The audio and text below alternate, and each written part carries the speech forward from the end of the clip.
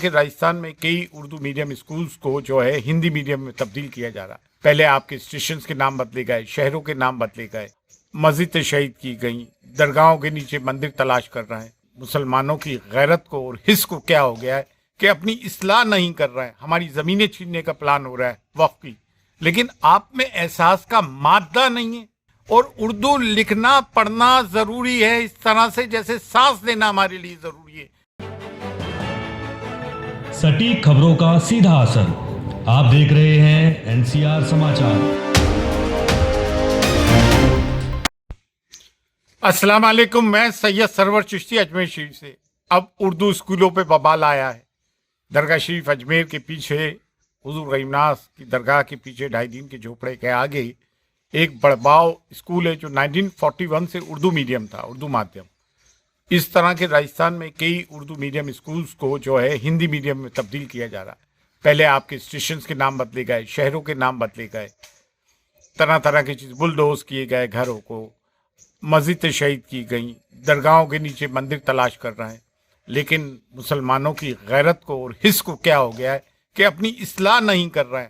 آج بھی شادیوں میں 100 قسم کے کھانے ہو رہے ہیں، سیر و تفریح، مطلب احساس نام کی چیز نہیں ہے۔ پارٹیشن کے بعد 1947 کے بعد سب میں زیادہ زوال اگر کسی پہ ٹوٹا تو ہماری زبان پہ۔ مذہب، زبان اور تمدن، کلچر، ریلیجن، کلچر اور لینگویج، یہ ایک ٹرائنگل ہے۔ دیکھیں، ہمارے تمدن کو ختم کیا جا رہا ہے، ہماری پہچان کو، حجاب پر مشکلات کھڑی کی جا رہی ہیں، مسلم پرسنل لا بورڈ پہ آپ کے یونیفارم سول کوڈ لایا جا رہا ہے، ہماری زمینیں چھیننے کا پلان ہو رہا ہے وقف کی، لیکن آپ میں احساس کا مادہ نہیں ہے۔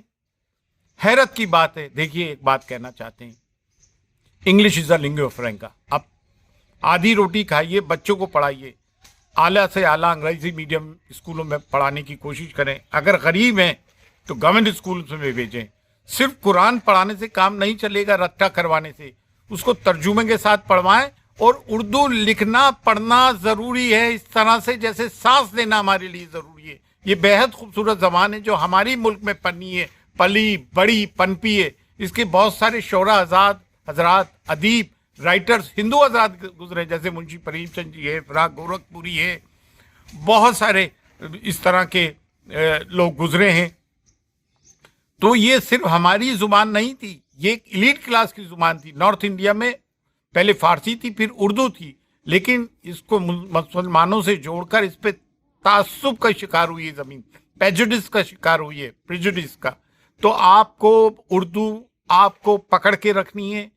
یہ فلم انڈسٹری نے اردو کو زندہ رکھا ایک وقت تک، 1970-80 تک۔